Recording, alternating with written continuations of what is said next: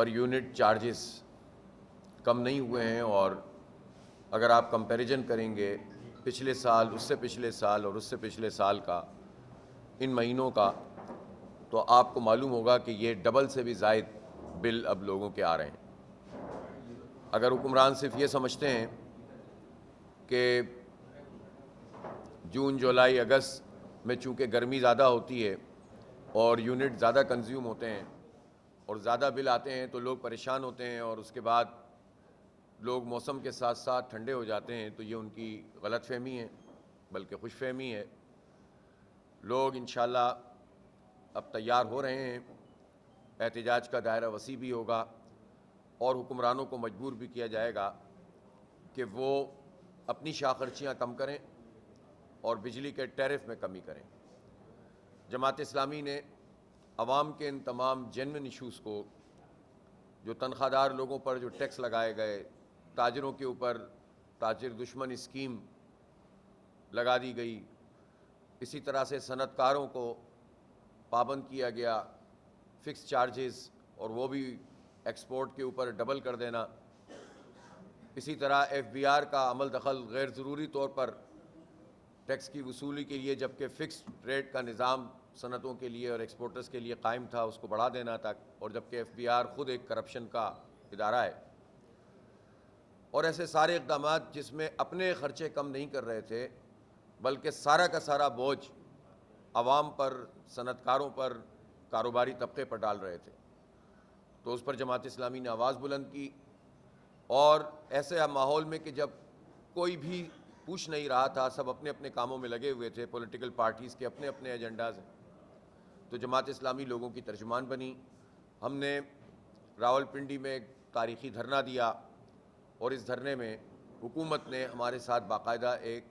تحریری ایگریمنٹ کیا۔ آج اس ایگریمنٹ کے 45 دن مکمل ہو گئے ہیں، اور کل انشاءاللہ منصورہ، لاہور میں جماعت اسلامی کا جو ہیڈ کوارٹر ہے، اس میں آئندہ کے لائحہ عمل کا اعلان کروں گا۔ اور ہمارے پاس یہ آپشن موجود ہے کہ پہلے ہم نے شٹر ڈاؤن ہڑتال کی تھی، اب پہیہ جام ہڑتال کریں گے، اور ہڑتال بھی یہ بھی زیر غور ہے کہ ایک دن کی کرنی ہے یا لگاتار کئی دن کی کرنی ہے۔ اسی طرح سے ہمارے پاس دوسرا آپشن ہے جو لانگ مارچ کا ہے، اسی طرح سے ماس موبلائزیشن کے جتنے آپشنز ہو سکتے ہیں وہ سب موجود ہیں، اور یہ آپشن بھی موجود ہے، اور جو بہت اہم ہے کہ بالآخر ہم عوام سے یہ اپیل کریں کہ اب وہ بجلی کے بل ادا نہیں کریں گے۔ ہم یہ سارے آپشن بروئے کار لائیں گے انشاءاللہ، اگر حکومت نے اپنی روش کو تبدیل نہیں کیا اور لوگوں کو ریلیف فراہم نہیں کیا۔ لہٰذا آج بھی موقع ہے کہ حکومت واضح طور پر کوئی اعلان کرے جس سے لوگوں کو ریلیف محسوس ہو۔ سرے دس اس پورے عرصے میں حکومت نے اعلانات تو بہت کیے ہیں، اور روز یہ خبریں آتی ہیں کہ وہ آئی پی پیز سے بات چیت ہو رہی ہے، اور آئی پی پیز کو مجبور کیا جا رہا ہے کہ وہ اپنے جو کیپیسٹی پیمنٹ ہے اس سے وڈرا کر لیں، لیکن محض باتوں سے، اعلانات سے، کمیٹیوں سے مسئلہ حل نہیں ہو رہا۔ جو اقدام حکومت کو خود کرنا ہے وہ انہیں خود کرنا پڑے گا۔ مثلاً اگر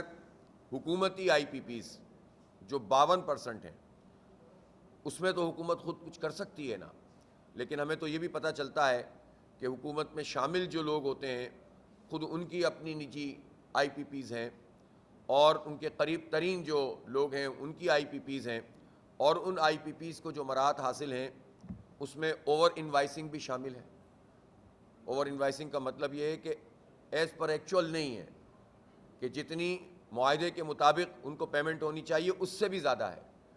جو حکومت اور ان کے قریب ترین لوگوں کی آئی پی پیز ہیں اس میں یہ بھی شامل ہے کہ وہ پلانٹ بوسیدہ ہو چکے ہیں، مدت پوری کر چکے ہیں، اس کے باوجود بھی ان پلانٹوں کو الاؤ کیا ہوا ہے، اور اس کے پیسے پاکستانی قوم ادا کر رہی ہے۔ ان آئی پی پیز میں وہ لوگ بھی شامل ہیں جنہوں نے معاہدے ہی غلط کیے ہوئے ہیں، اور جتنی کیپیسٹی شو کی ہے اتنی کیپیسٹی کا پلانٹ نہیں ہے۔ اسی طرح سے یہ بات بھی سب کو پتہ ہونی چاہیے کہ ایک طرف کیپیسٹی پیمنٹ ہے، اس کا مطلب یہ ہوتا ہے کہ وہ قیمت پاکستانی قوم اپنی بجلی کے بلوں میں، گیس کے بلوں میں اور ٹیکس کی صورت میں ادا کر رہی ہے جو بجلی بن ہی نہیں رہی، جو ہزاروں ارب روپے میں پہنچ گئی ہے اب سالانہ۔ اور دوسری طرف انکم ٹیکس میں چھوٹ ہے، تنخواہ دار طبقے کو تو ذرا سا بھی ریلیف دینے کے لیے تیار نہیں ہے حکومت۔ ہم نے مطالبہ کیا تھا کہ آپ پچھلا سلیب بھی برقرار رکھ لیں تنخواہ دار لوگوں کے لیے، پچھلے سال تک کا جو نیا سلیب آپ نے لگایا اس سے وڈرا کر لیں۔ اس میں ہم سے یہ کہتے تھے کہ آئی ایم ایف کا بہت دباؤ ہے اور ہم یہ کم نہیں کر سکتے، لیکن چند لوگوں کو، یہ جو 40 لوگ کہا جاتا ہے، 40 خاندان کہا جاتا ہے، میں اس پر بھی ابھی تفصیل سے بات کرتا ہوں، لیکن چند لوگوں کو فائدہ پہنچانے کے لیے ان کو انکم ٹیکس سے چھوٹ دی گئی ہے، اور انکم ٹیکس سے جو چھوٹ دی گئی ہے وہ کتنی ہے؟ 2018 تک اس کی فگر آئی ہے، چھپی ہے اور کسی نے تردید نہیں کی، وہ 1.3 ٹریلین روپیز ہے جو صرف انکم ٹیکس کی چھوٹ ہے، اور 17-18 کے بعد سے لے کر اب تک انہوں نے چھپانا شروع کر دیا ہے۔ اور ہمیں یقین ہے کہ یہ اس وقت کے جب 300-400 ارب روپے کیپیسٹی پیمنٹ کے دیے جاتے تھے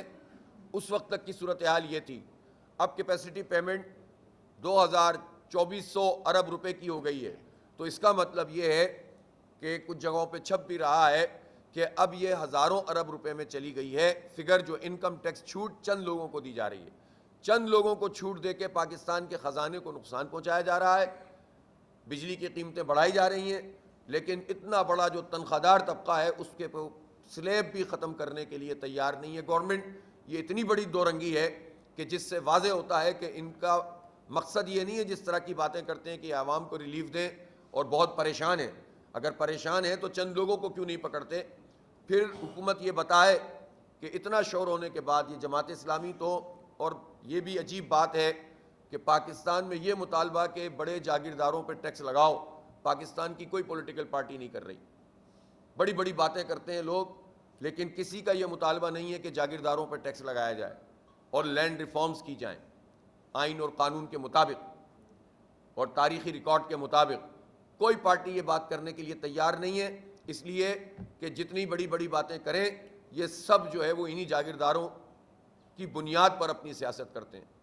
انہی سرمایہ کی طاقت سے یہ سیاست کرنے والے لوگ ہیں۔ اے ٹی ایم مشینیں ہوتی ہیں پارٹیوں کے سربراہوں کے دائیں بائیں کھڑی ہوتی ہیں اور ان کی پارٹیاں چل رہی ہوتی ہیں۔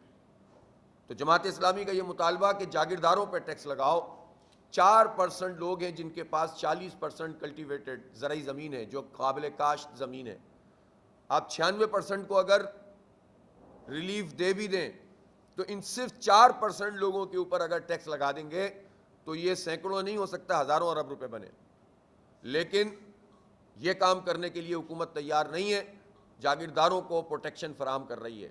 انہی بڑے جاگیرداروں کی پھر شوگر ملز بھی ہوتی ہیں، ان شوگر ملز میں جو دھندا چلتا ہے، میکزیمم شوگر ملز ایسی ہیں جو عام کسانوں سے جب گنا خریدتی ہیں تو 6 مہینے اور سال پیمنٹ نہیں کرتے، اور بالکل اونے پونے یہ گنا خریدتے ہیں اور اس کے بعد یہ اپنی شوگر کو ایکسپورٹ بھی کر رہے ہوتے ہیں۔ اسی طرح کوئی ویلیو ایڈیشن نہیں کرتے، جس کے نتیجے میں پاکستان کی زراعت جو ہے وہ بہت بڑا بینیفٹ دے سکتی ہے ہمیں۔ تو یہی جاگیردار گنے کی یہ اپنا شوگر ملز لگاتے ہیں، اور انہی میں اب وہ انڈسٹریلسٹ شامل ہو گئے ہیں جو فرٹیلائزر کمپنیاں بنا دیتے ہیں، اور جو اسی طرح سے آئی پی پیز میں بھی شامل ہیں۔ گویا ایک ایسا شیطانی قسم کی گرفت ہے اس طبقے کی، ایک چھوٹے سے طبقے کی، جو حکومتوں میں شامل بھی ہوتا ہے اور ہر حکومت پر اپنی گرفت رکھتا ہے اور اس کو کوئی پوچھنے والا نہیں ہے۔ اور پاکستان میں جو بھی طاقت کے مراکز سمجھے جاتے ہیں، یہ ان سے بھی سوال ہے کہ جب آپ ہر چیز میں دخل دیتے ہیں تو ان لوگوں کو کیوں نہیں پکڑتے؟ اس کا مطلب یہ ہے کہ یہ کوئی ایسا اتحاد ہے جس میں سب شامل ہیں، اور ہم دیکھتے بھی ہیں پاکستان کی 77 سال کی سیاست میں یہی تو ہوتا ہے۔ خاندان ہوتے ہیں، اس میں سے ایک فوج میں چلا جاتا ہے، ایک بیوروکریسی میں بھیج دیتے ہیں، ایک کو ایک پارٹی میں، ایک کو دوسری پارٹی میں، ایک کو تیسری پارٹی میں۔ آپ چلیں، کچھ نہیں، آپ انٹیریئر سندھ میں دیکھ لیں کہ جو چند بڑے بڑے سردار اور وڈیرے ہیں، یہ بھٹو صاحب کے زمانے سے، بلکہ اس کے پہلے ایوب کے زمانے سے لے کر اب تک ہر پارٹی میں یہی خاندان جو ہے وہ آپ کو نظر آئیں گے۔ اسی طرح سے آپ جنوبی پنجاب کے وڈیروں کو دیکھ لیں، پاکستان کے بننے کے بعد سے لے کر اب تک یہی لوگ آپ کو تمام پارٹیوں میں نظر آئیں گے۔ اور بعض اوقات ان کے یہاں یہ تقسیم ہوتی ہے کہ تم پیپلز پارٹی میں چلے جاؤ، تم پی ٹی آئی میں چلے جاؤ، تم نون میں چلے جاؤ۔ ایک آدھ فوج میں بھی چلا جاتا ہے، بیوروکریسی میں بھی ہوتا ہے، عدلیہ کو بھی ایڈریس کر لیتے ہیں، کچھ وکیل بھی بنا دیتے ہیں، اور اس طرح پورے سسٹم پر ان کی گرفت ہو جاتی ہے۔ یہ جاگیردارانہ نظام ہے، چند خاندانوں کا نظام ہے، یہی آئی پی پیز والے ہیں، یہی شوگر ملز والے ہیں۔ تو ان سے جب تک جان نہیں چھٹے گی 25 کروڑ لوگ کیسے آزاد ہوں گے؟ کیسے ان کو جو ہے وہ ریلیف ملے گا. اس لیے یہ جو آئی پی پیز کا دھندا ہے, اب آپ کے الیکٹرک کی بات کر لیں. کے الیکٹرک تو انہوں نے مونوپولائز, انہوں نے لائسنس دیا ہوا ہے اس کو. بہت پرائیویٹائزیشن کی بات کی جاتی ہے, پرائیویٹائزیشن میں تو کے الیکٹرک کی مثال موجود ہے نا. یعنی 2005 میں جو صورتحال اس ادارے کی تھی جنریشن کرنے کی, اس میں کمی ہو گئی تقریباً 19-20%. جو ٹرانسمیشن تھی وہ خراب ہو گئی, تانبے کے تار چوری کر کر کے انہوں نے اربوں کھربوں روپے کمائے, ایلومینیم کے تار لگائے, سسٹم بٹھا دیا. لائن لاسز پاکستان میں سب سے زیادہ کے الیکٹرک کے ہیں. کون سی چیز ہے جو بہتر ہوئی؟ صرف چند لوگ بہتر ہوئے ہیں جو وائٹ کالر کرمنلز ہیں, جو ان کے ٹاپ پہ بیٹھے ہوئے ہیں لوگ, اور پریزنٹیشنیں دے کر لوگوں کو بیوقوف بناتے ہیں. اور وہ ابھی دیکھیں نا, کتنی عجیب بات ہے, ایسی گرفت ہے اس مافیا کی کہ جس کمپنی نے شیئرز خرید لیے ہیں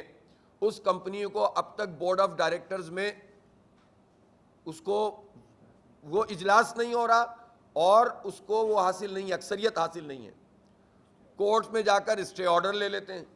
اور اسٹے آرڈر, عدالتی نظام بھی ہمارا خوب ہے, مافیاز کو اسٹے آرڈر مل جاتے ہیں اور پروٹیکشن مل جاتی ہے. اربوں روپے قوم کے کھا رہے ہوتے ہیں یہ لوگ مل کر, اور ان کو عدالتیں بھی کچھ نہیں کہتی. یہ تو پورے عدالتی نظام پر سوالیہ نشان ہے. خاص طور پر کے الیکٹرک مافیا کو تو عدالتیں پوری سہولت فراہم کرتی ہیں, اور اس کے نتیجے میں وہ ہمارا خون چوستے رہتے ہیں. تو میں یہ سوال ہے میرا کہ کے الیکٹرک کے شیئرز جس کمپنی نے خریدے ہیں اس کمپنی کو ٹرانسفر آف پاور کیوں نہیں کیا گیا اب تک؟ 1.5 سال ہو گیا ہے. اس لیے کہ